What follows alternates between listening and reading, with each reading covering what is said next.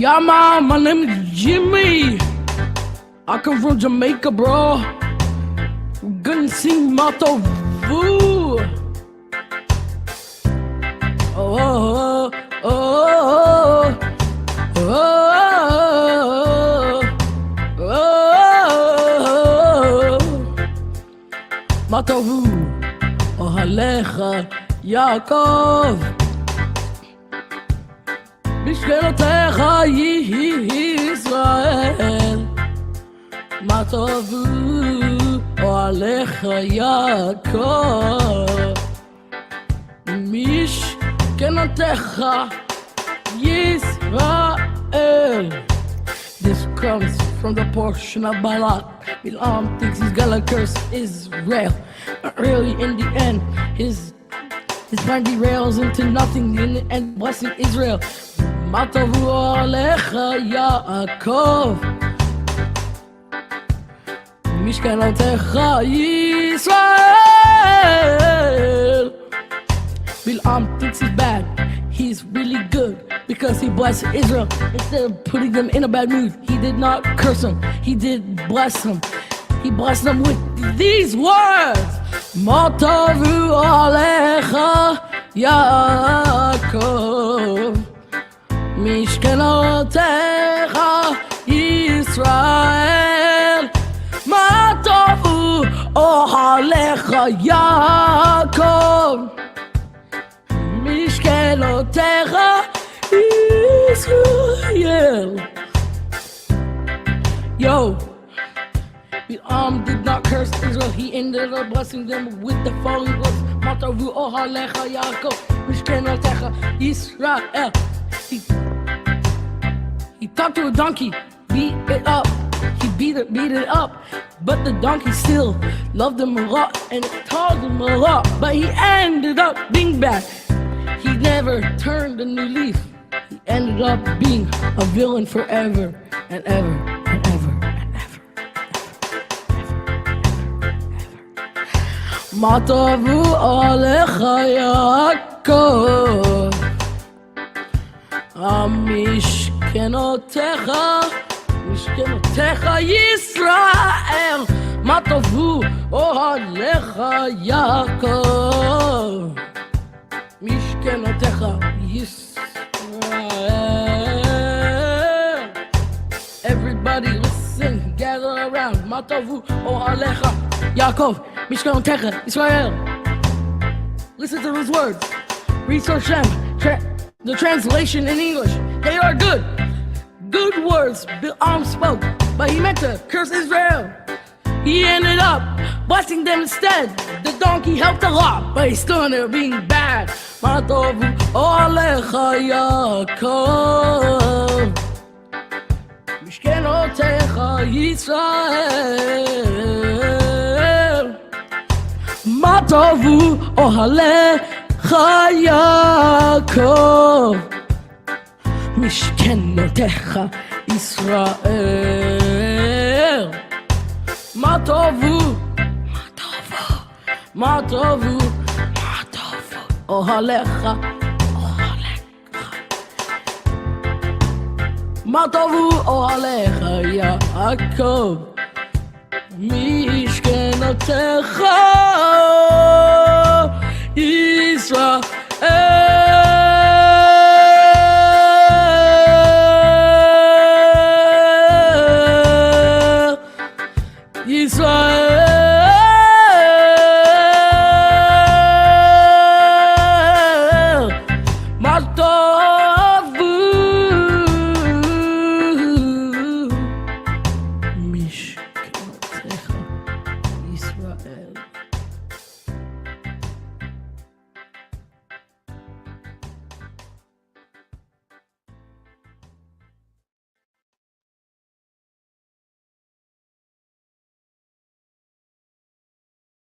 Well, Shavua Tov, everyone, and welcome on behalf of Avatami Ministries and Yeshivat Shuvu. My name is Maasei Jackson Edwards, and we are coming to a very special broadcast with you today.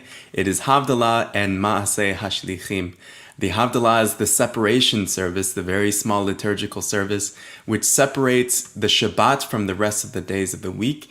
And then we go right into Maasei HaShlichim, the deeds of the sent ones, the deeds of the apostles.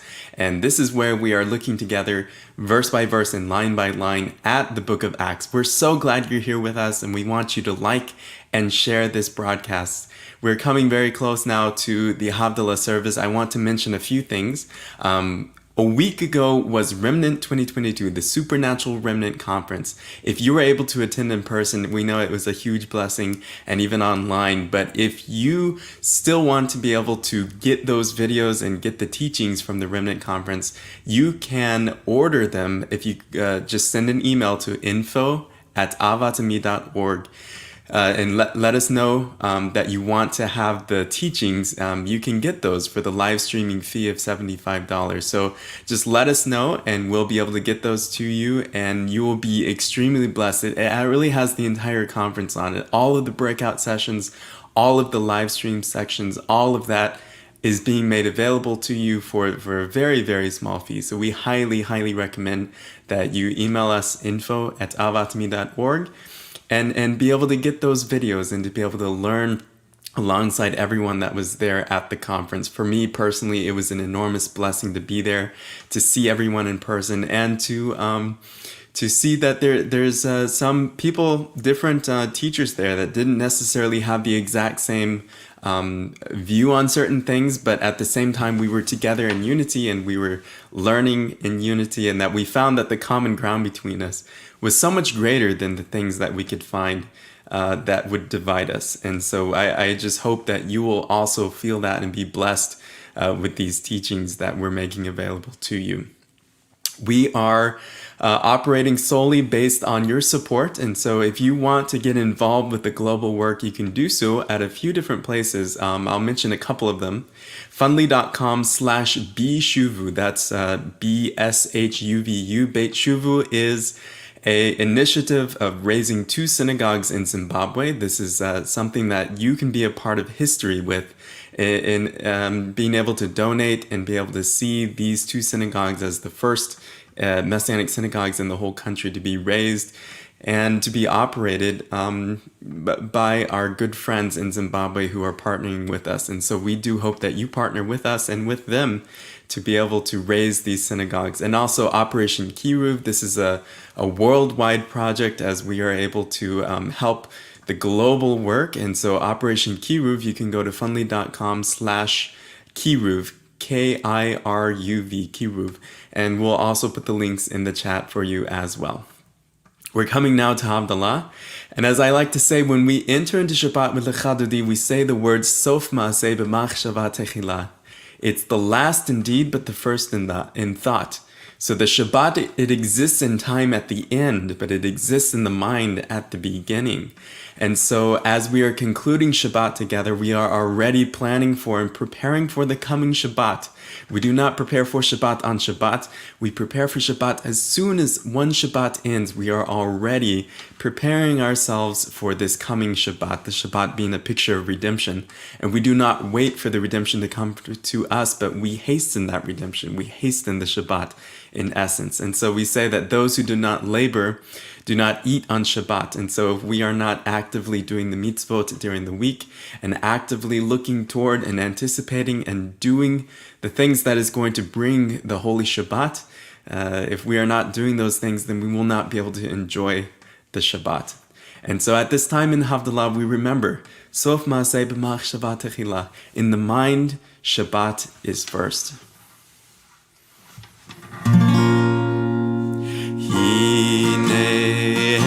Yeshuati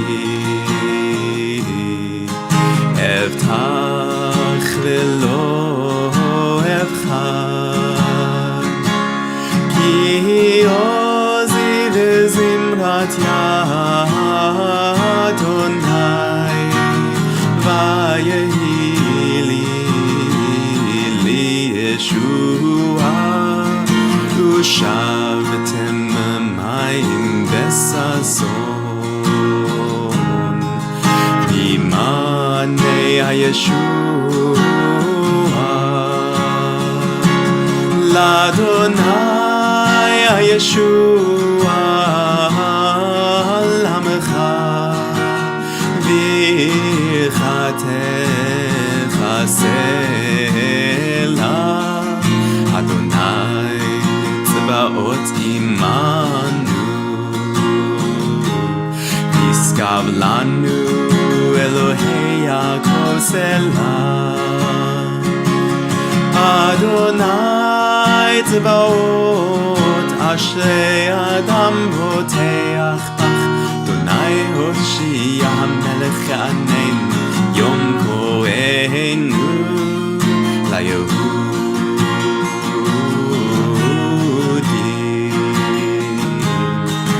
הייתה אורה ושמחה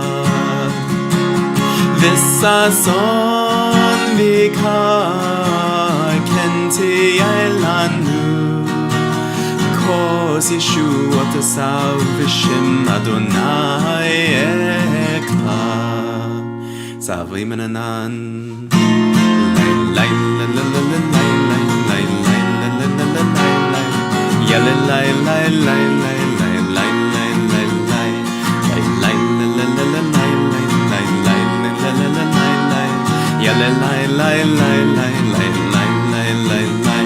ברוך אתה אדוני אלוהינו מלך העולם בורא פרי הגפן מורה פרי הגפן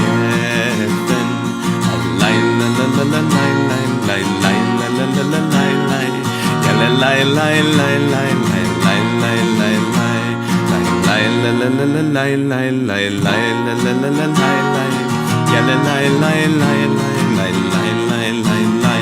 ברוך אתה אדוני אלוהינו מלך העולם בורא מיני ושמים בורא מיני ושמים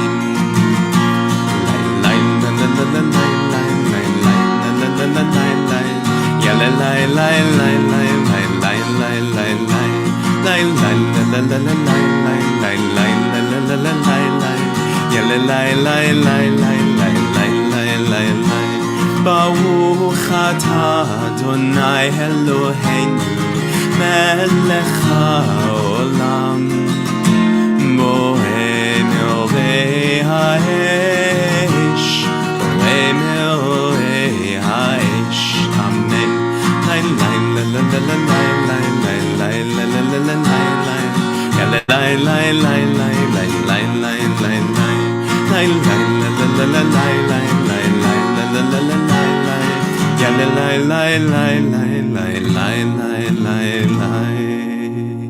ברוך אתה אדוני אלוהינו מלך העולם המבדיל בין קודש לחול המבדיל בין קודש לחול בין אור לחושך בין אור לחושך בין ישראל לעמים בין יום השביעי וששת ימי המעשה המבדיל בין קודש לחול המבדיל בין קודש לחול בין אור לחושך בין אור לחושך בין ישראל לעמים בין יום השביעי לששת ימי המעשה ברוך אתה אדוני המבדיל בין קודש לחול לחיים שבוע טוב, שבוע טוב, שבוע טוב, שבוע טוב, שבוע טוב, שבוע טוב, שבוע טוב, שבוע טוב. We are looking forward to the coming of Eliyahu Hanavi, and we know that right behind Eliyahu Hanavi is Mashiach ben David. So when Eliyahu comes to the door on Pesach, we expect behind him to be Yeshua ben David, Yeshua HaMashiach.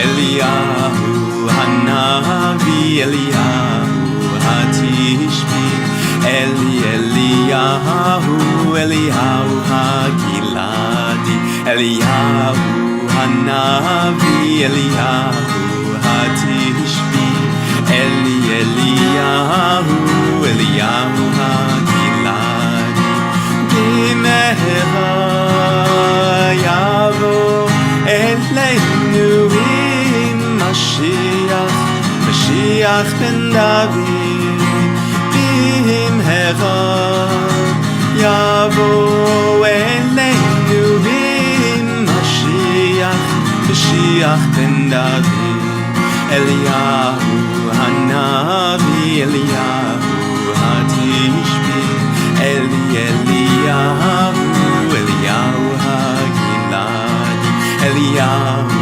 Hanavi, Eliyahu HaTishbi, Eliyahu, Eliyahu HaGiladi, B'meha yavo eleinu Mashiach, Mashiach ben David, B'meha yavo eleinu Mashiach, Mashiach ben David, B'meha yavo eleinu Mashiach, Mashiach ben David, B'meha yavo eleinu Mashiach, Mashiach ben David. Amen. I have the great pleasure now of welcoming Mora Devorah Kalik, who has a very special message for us as we continue our study on the book of Acts. I'm welcoming now Devorah, and we can't wait to hear what you have to teach all of us tonight. Shavua Tov, everyone, and let's welcome Mora Devorah. Shavua Tov, everyone. My name is Devorah Kalik, and I want to thank Rabbi Shapira for this opportunity to be with you tonight as we kick off the start to a new week. As I said, my name's Devorah Kalik, and I'm a student of Rabbi Itzhak Shapira and a graduated student from Yeshivat Shuvu. And I'm going to be your teacher this evening for this chapter of Maasei HaShlichim, the book of Acts. I've titled this week's lesson, "And Shaul Remained for Some Time." Okay, and I'm going to read to you our verses, starting at verse 17 to 28. They all grabbed Sosthenes, the president of the synagogue, and gave him a beating in full view of the bench, but Gallio showed no concern whatsoever. Shaul remained for some time, then said goodbye to the brothers and sisters and sailed off to Syria after having his hair cut short in Cenchrea because he had taken a vow. With him were Priscilla and Aquila. They came to Ephesus and he left them there, but he himself went into the synagogue and held dialogue with the Jews. When they asked him to stay with them longer, he declined. However, in his farewell, he said, "God willing, I will come back to you." Then he set sail from Ephesus.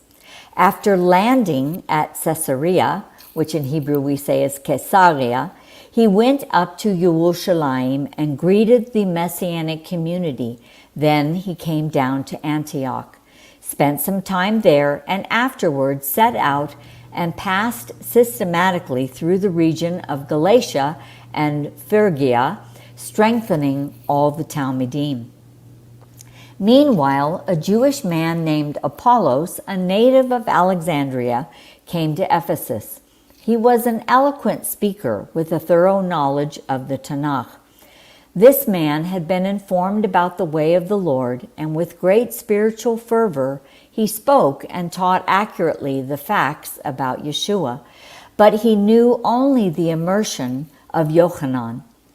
He began to speak out boldly in the synagogue, but when Priscilla and Aquila heard him, they took him aside and explained to him the way of God in fuller detail.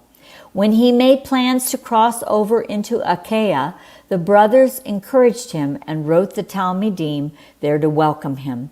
On arrival, he greatly helped those who through grace had come to trust, for he powerfully and conclusively refuted the unbelieving Jews in public, demonstrating by the Tanakh that Yeshua is the Messiah.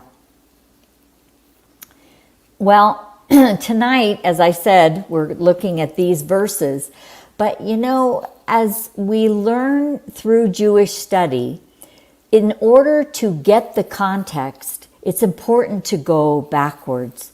When it comes to discussing Rav Shaul, it's always important to remember what Shimon Kepha, or Peter, wrote in his second letter, 2 Peter 3:16, that, quote, some of the things Shaul writes are difficult to understand, meaning they can be twisted and distorted by those who are ignorant of the matters on which he writes.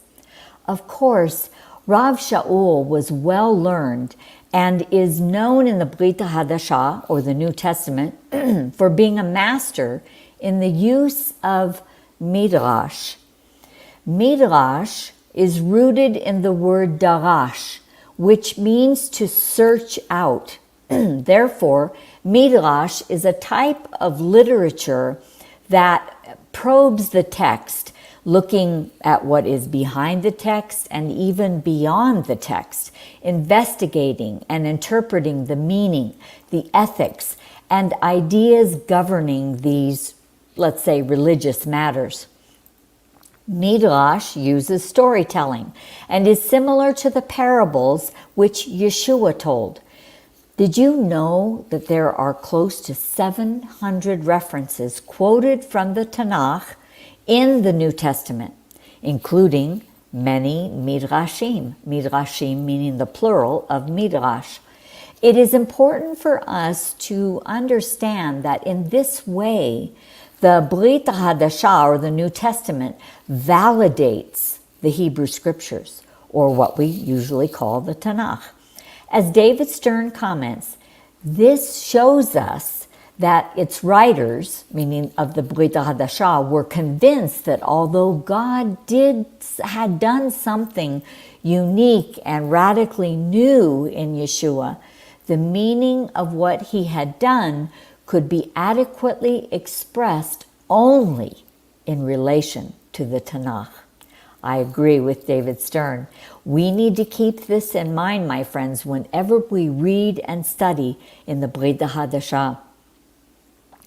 As we move through the chapters in Maasei HaShlichim, the book of Acts, we will see that although some Jews became convinced that Yeshua was the promised Jewish Messiah through the Shlichim, the disciples or emissaries, when it came to Rav Shaul's teachings, most became agitated and upset. Some even became violent, causing him and some of the believers, the brothers rather, to leave and travel elsewhere. At the end of chapter 17, we see just such a situation in Berea. The Bereans were more receptive, and as it says in Acts 17, 11, and 12, and I quote, they eagerly welcomed the message, checking the Tanakh every day to see if the things Shaul was saying were true.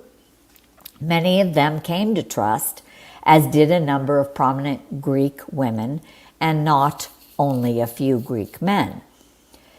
Well, sadly, more problems arose there in Berea from some Jews which came down from Thessalonica. Sorry, I have a little bit of trouble with Greek words.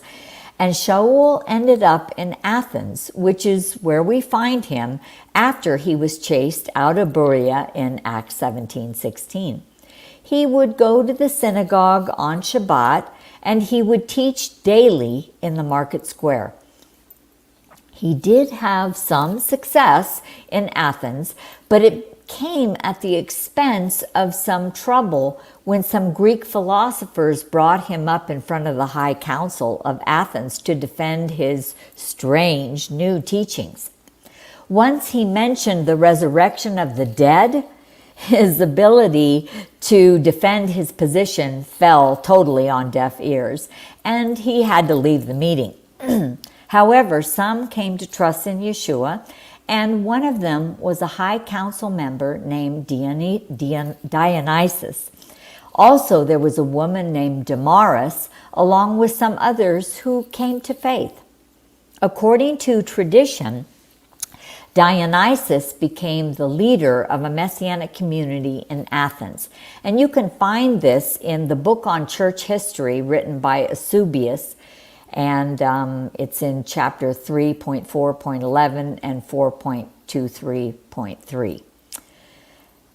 At the beginning of chapter 18, we have Rav Shaul in Corinth, where he meets Aquila and Priscilla, who had been expelled from Rome because of a decree by Claudius. They were tent makers like him, and so, as it says in Acts 18:3, he stayed with them and worked with them. The following Shabbat, we find Rav Shaul once again in the synagogue. This is his custom, and where he can find his Jewish brethren gathered together on the Shabbat, and it was his opportunity to share the Besorah, the good news about Messiah, with his precious people.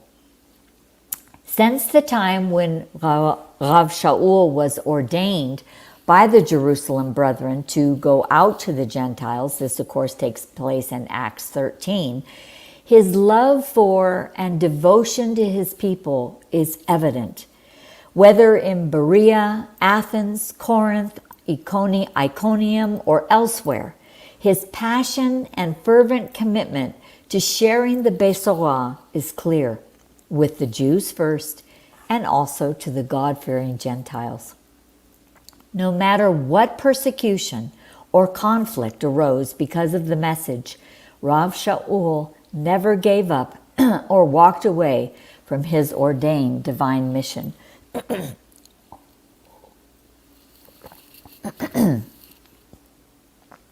In Acts 18:17, we begin in the midst of a situation of great turmoil, where we read, they all grabbed Sosthenes, the president of the synagogue, and gave him a beating in full view of the bench. But Gallio showed no concern whatever. Who is they? Who is Sosthenes, and why were they beating him? Well, we know he's the president, meaning the synagogue ruler, also known as the Nasi. But we don't know why he was grabbed and given a beating. And who is Gallio? Here is that context problem again.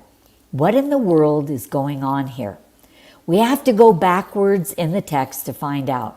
We're going to learn that sometimes there's a great benefit for us to learn in going backwards. We already know, as I mentioned a few minutes ago, that Rav Shaul is in Corinth. In verse 12, it says that when Gallio became the Roman governor of Achaia, the believing Jews made a concerted attack on Shaul and took him to court. Now we know that Gallio was the governor of a Roman province called Achaia, and Corinth was a city in that province. This area today is in the southern part of Greece. We know from verse 13 that Shaul was being accused of trying to persuade people to worship God in ways that violate the Torah. It's presumed that the non-believing Jews of the synagogue, led by Sosthenes, brought Shaul to court. In verse 14, Shaul was about to defend himself when the Roman governor dismissed the case because he understood this matter to be about Jewish law, not Roman law.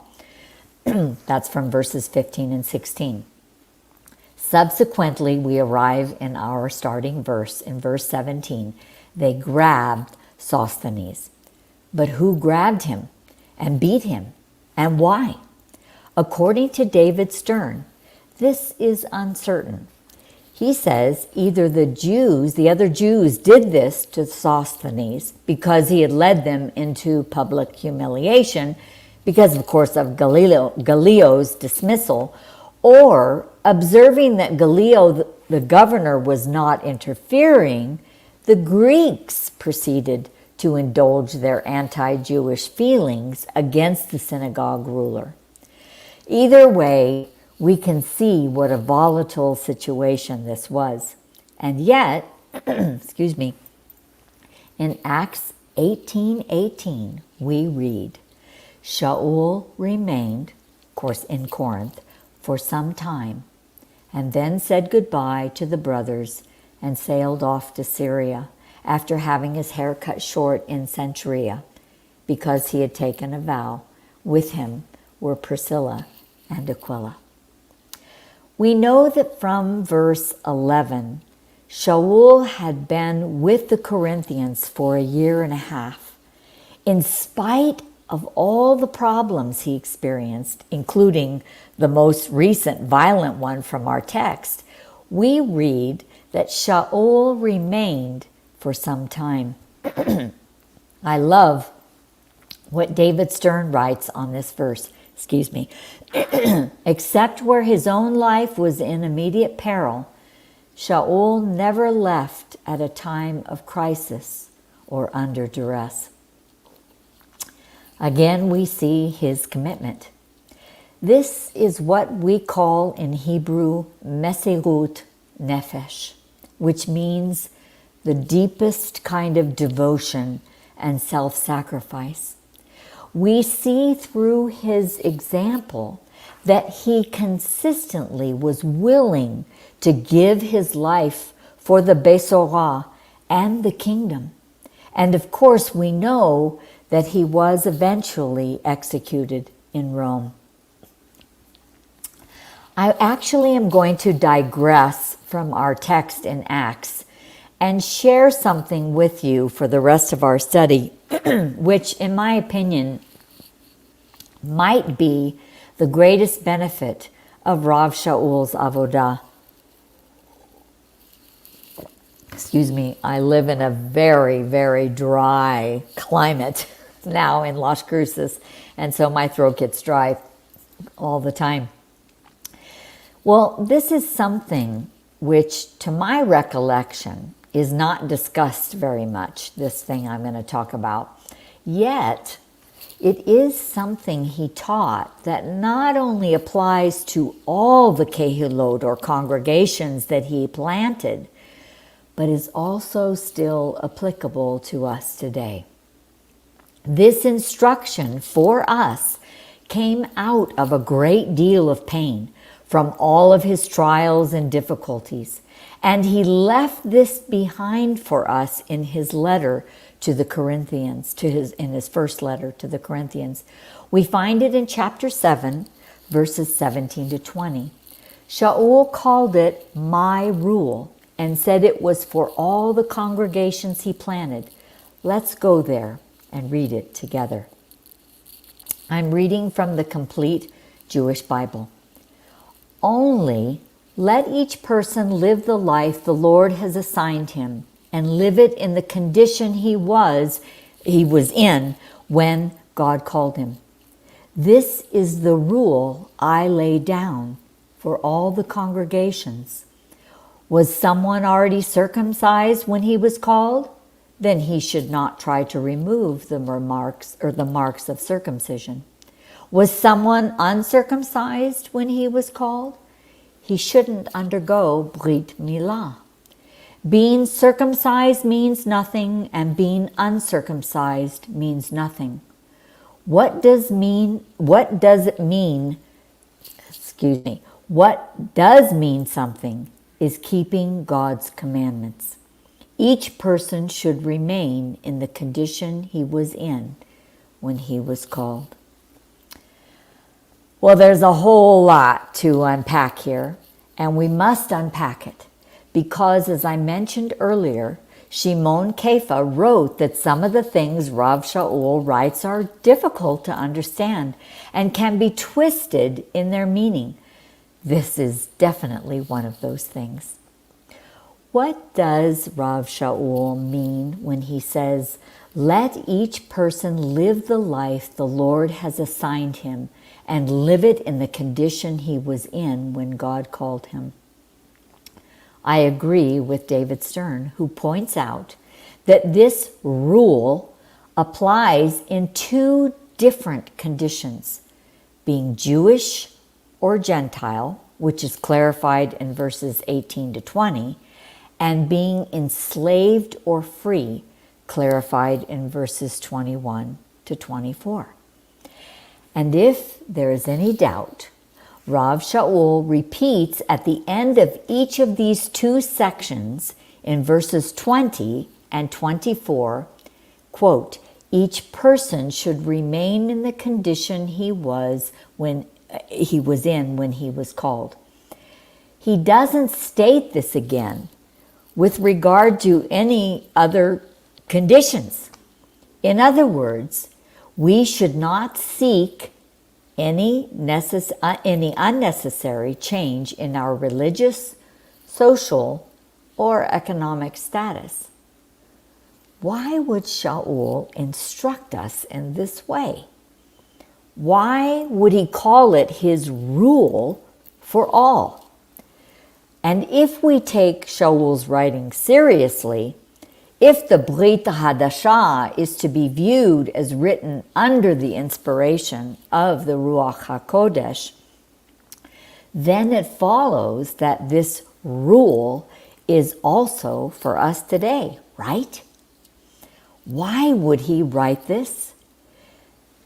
Because, dear friends, brothers and sisters, seeking a change to the condition in which we were called steals precious time away from our avodah, our service to Hashem.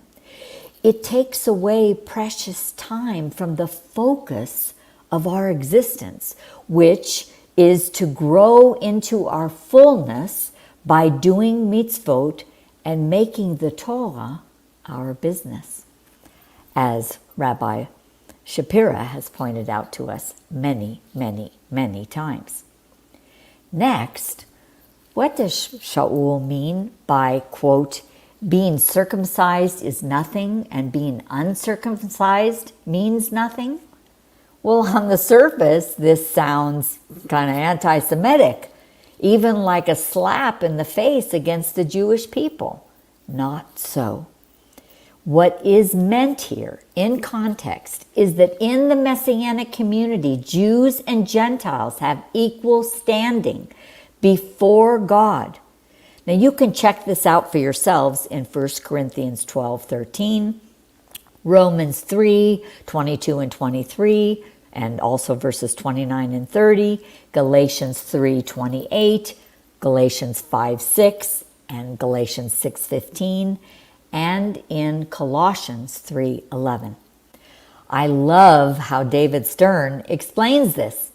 He says, on this matter, ethnic ties, cultural expressions, customs, and social or religious status have no bearing. In this regard, being Jewish or Gentile does not matter. What matters is keeping God's commandments. Let me further clarify. Rav Shaul is not saying there is no longer any distinction between Jews or Gentiles. Obviously, there are still people who are from the nations, and there are those who are enslaved in this world, and there is still a distinction between male and female. he is speaking rather about our status as believers in the Messiah Yeshua, that we are all equal before God. Now, I'm about to delve into a really hot topic, controversial. I can imagine that this might be raising some questions in some of your minds. With regards to religious status, I'm well aware that conversion has become one of the issues of our day. I'm speaking of a legal conversion to Judaism. Is Shaul saying no Gentile should ever convert legally to Judaism? Are there any exceptions to this rule? Yes, of course, there are always exceptions, but the exceptions are rare and not the norm. In my opinion, this is a serious issue and should first be discussed in depth with a trusted and knowledgeable Jewish Messianic rabbi. And honestly, if I may be frank and truthful with you all, I know of only two who I would trust. And you see them both each week here on Ahavat Ami Virtual Synagogue. In addition to that, you must have a very good and biblically sound and valid reason for conversion. If I may be frank again, from what I have learned by talking to many, many people, simply wanting to live in Israel is not a valid biblical reason. Having said all this, I find it ironic that Rav Shaul fought so hard for those of us who were not born Jewish, so that we wouldn't have to legally convert.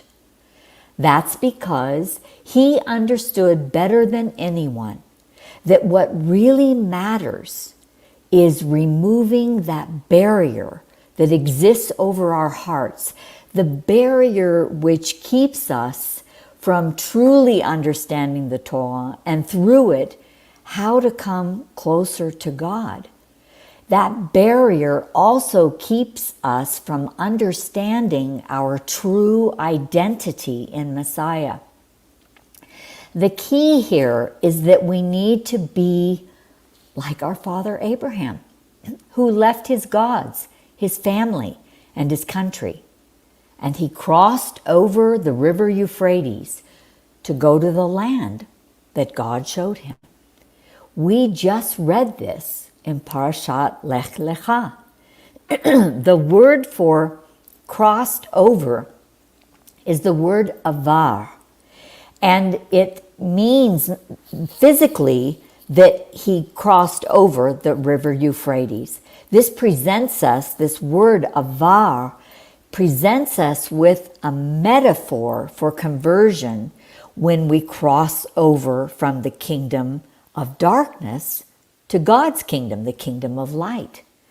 The Midrash Rabbah does explain that this is why Abraham, or Avraham in Hebrew, is called a Hebrew or Ivri, because he crossed over, as I said earlier, the Euphrates physically. Ivri is from the same root as avar.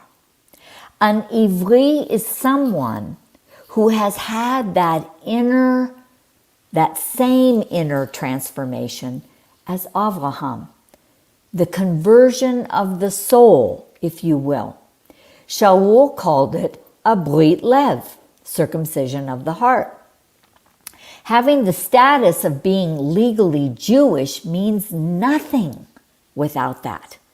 That is why Rav Shaul also explained in Romans 9, verses 6 and 7, quote, "For not all who are descended from Israel belong to Israel, and not all are children of Avraham just because they are his offspring," meaning his physical offspring.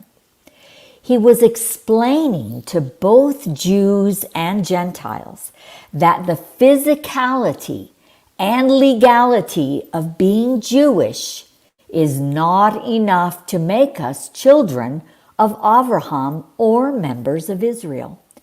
Even those who are descended from Abraham must still have a circumcision of the heart. It is that inner transformation taking place at the level of the soul which changes our identity and status before God. Let me prove it to you another way. I want to read to you from Rabbi Shapira's newest book, The Rivka Remnant. But before I do, I need to explain the context. Rabbi explains that the Torah is from heaven. It is heavenly in its nature. And the Torah which we now have, which was given to Israel through Moses on Mount Sinai, pales, yes, I said pales, in comparison to the Torah that exists in heaven. It's not that the Torah in heaven is physically different, Rabbi Shapira talks about. It's not that it's physically different from the one here on earth, but rather our understanding of the Torah that we have pales in comparison to what there is to understand from the heavenly Torah. Those deeper meanings, which we will learn from Messiah. But we only have that Torah, that physical Torah that was given to Israel, which came, as Rabbi Shapira writes, in the language of men. Of course, we must do our very best to understand the Torah that was given and bring it down to others through studying and learning and teaching so that others can also understand it and learn how to use the Torah as a tool to make their own personal connection with God.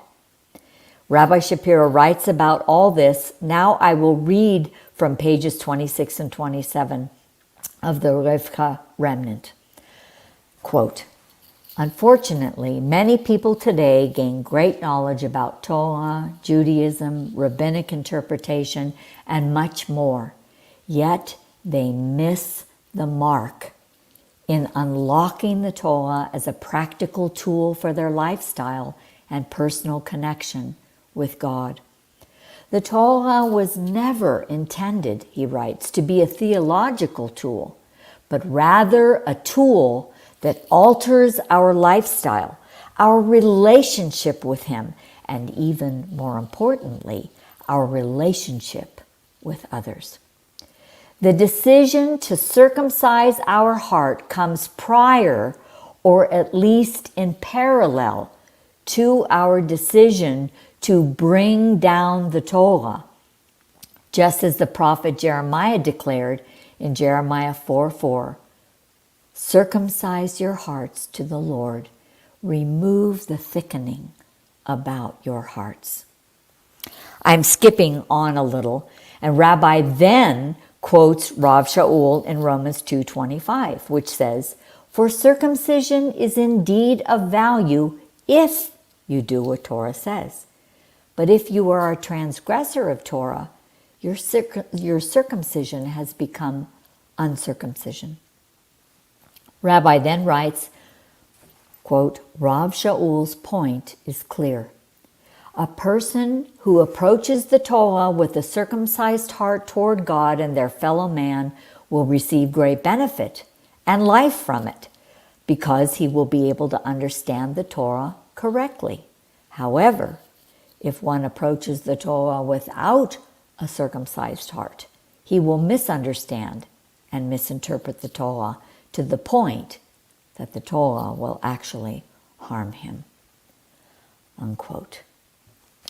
Now we can better understand why Rav Shaul said circumcision is nothing and uncircumcision is nothing.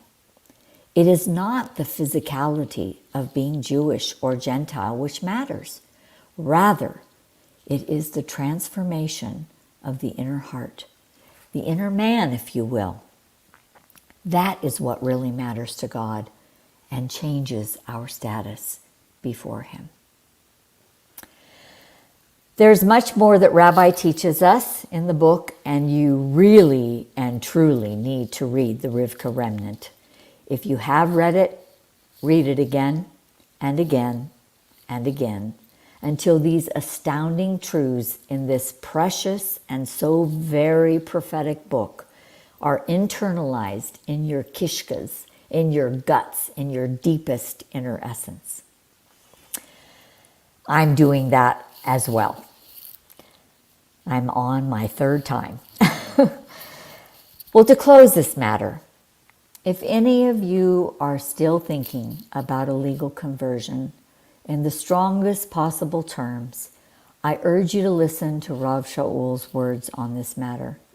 I shared many of the scripture references which prove that Jews and Gentiles have equal standing before God when they circumcise their hearts and go through the process of that inner soul transformation, just like Avraham did. In addition to that, please join Yeshivat Shuvu and at least get a good Jewish education. The proper biblical view from what is written in the Torah, the prophets, and yes, even the Brit HaDashah, and affirmed by our Jewish sages on this topic of conversion will become crystal clear to you. Then you will be armed with a wealth of information and the proper understanding in order to make a good decision.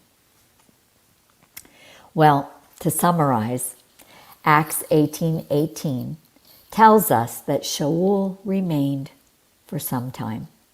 This was referring to how long he remained in Corinth.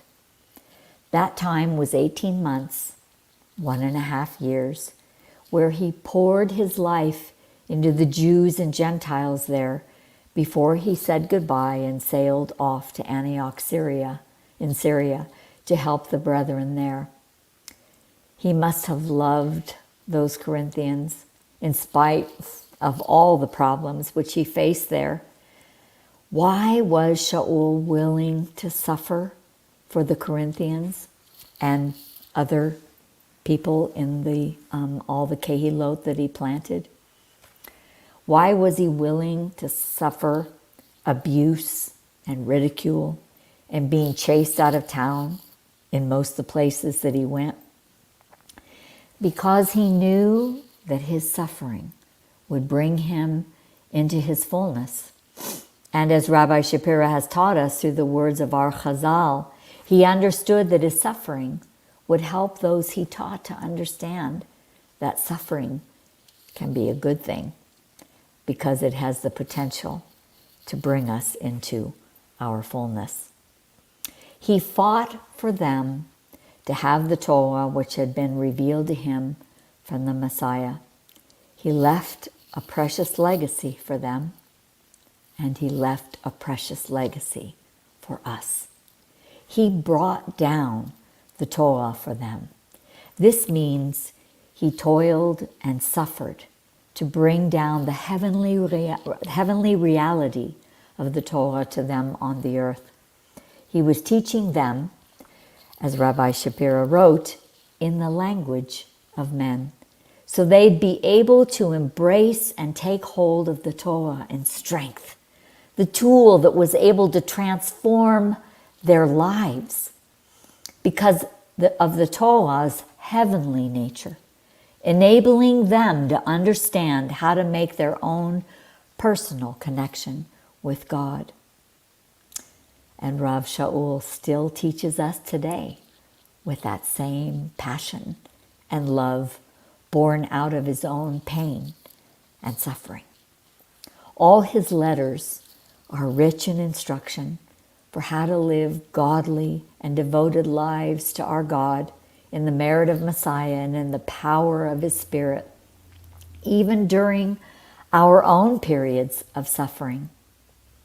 In my opinion, Rav Shaul has left us with much more than a legacy of words and letters. Perhaps, just maybe, he received a deeper understanding of the heavenly nature of the Torah when he met the Messiah that day on the road to Damascus. And perhaps he's already shared with us some of that revelation of those deeper things revealed to him by the Messiah from the Torah in heaven through his words and letters. I believe if we follow those instructions that he left for us in words and letters, we too will receive a deeper revelation that will help us to bring down some of that heavenly reality to others. His words and letters have life in them. His instructions and the rule he left for us have life in them. They were inspired by the Ruach HaKodesh. I think it will help us to remember that Rav Shaul was an ordinary man. And yet, because of his passion and devotion to live out the commandments of the Torah and to bring the message of the Torah and the Messiah to others, even while in the midst of pain and suffering, he was used by God and he became extraordinary. Rav Shaul left us a great gift in words and letters which came straight from heaven. In one sense, Rav Shaul has remained with us, and for a much, much longer time than the 1.5 years that he spent in Corinth. We are very blessed to have what he has left for us, and his words and letters must never be taken for granted. Before I close in prayer, I want to share a personal note. The scriptures are rich and deep, and they are richer and deeper than most of us have been taught. I imagine that most of you watching tonight are like me. We have come into this new understanding of the Jewishness of our faith from the church. We've come from the church, we've come out of the church, whatever the case may be. I never knew what I didn't know. If you would like to study where I have studied and where I continue to study and learn, please check out Yeshivat Shuvu at shuvu.tv. Just write in your browser, shuvu.tv. You will not only see the scriptures and Yeshua in a new light, but you will find a wonderful community where you can build relationships that will last a lifetime. Let me pray for us all. Avinu Malkeinu, our Father, our King, we come together tonight at the start of this brand new week. I love that you are a God of do-overs. We get a fresh new start every 24-hour period. We get a fresh new start every 7 days. We get to start afresh every 30 days. And even after 12 months, we can begin again with a new year. You truly are a God of new beginnings. I pray that my brothers and sisters, friends and family who are with me here tonight will wake up tomorrow refreshed, strengthened, full of wonder, and ready to begin a new day, a new week. Fill them with courage and hope, reminding them that you have plans for them, plans to make them successful, to give them an awesome future, and to fill their hearts with great hope, because you are our hope. Draw us each closer to you. Help us to remember that we can start again anytime from any place. You are a God who always has your arms outstretched. You are always waiting and ready to receive us when we mess up.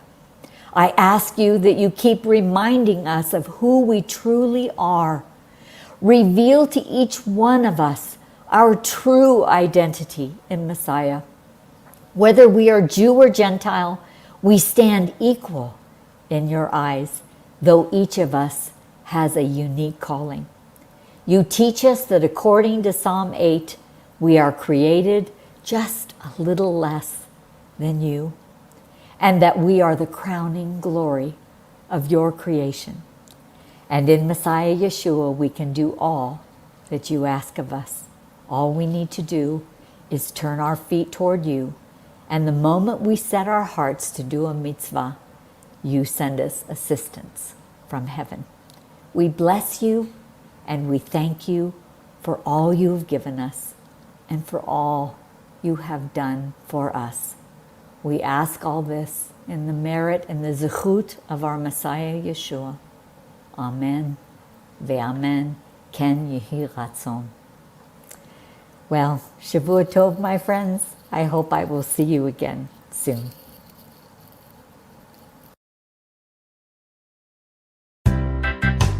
Yeah, man, my name is Jimmy. I come from Jamaica, bro. We're gonna sing Mato Vu. Oh, oh, oh, oh, oh, oh. Mato Vu, Ohalecha Yaakov. בשכנותיך ישראל, מה טובו אוהליך יעקב. משכנותיך ישראל. This comes from the portion of Balak. Bilam thinks he's gonna curse Israel, but really in the end, his plan derails into nothing and it ends up blessing Israel. מה טובו עליך יעקב, משכנותיך ישראל. Bilam thinks he's bad, he's really good because he blessed Israel instead of putting them in a bad mood. He did not curse them, he did bless them. He blessed them with these words. מה טובו עליך יעקב, משכנותיך ישראל. מה טובו אוהליך יעקב, משכנותיך ישראל. Yo, Bilam did not curse Israel, he ended up blessing them with the following words. מה טובו אוהליך יעקב, משכנותיך ישראל. He talked to a donkey, beat it up. He beat it up, but the donkey still loved him a lot and told him a lot. But he ended up being bad. He never turned a new leaf. He ended up being a villain forever and ever and ever and ever. מה טובו עליך יעקב,